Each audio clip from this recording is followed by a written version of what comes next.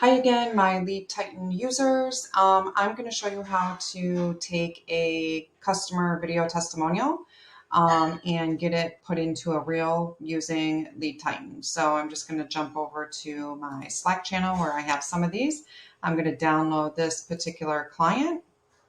So I'm going to download the video here, and then I'm going to jump over to Lead Titan, and I'll take you back to the marketing page.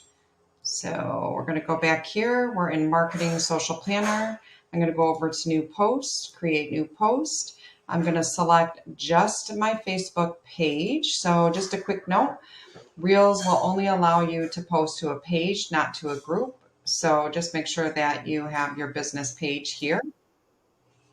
I'm going to click on Reel, and then I'm going to upload the video that I just downloaded. So upload file.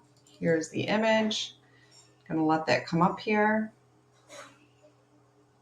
It's there. We're now going to add this to the post, and then we're going to make a comment.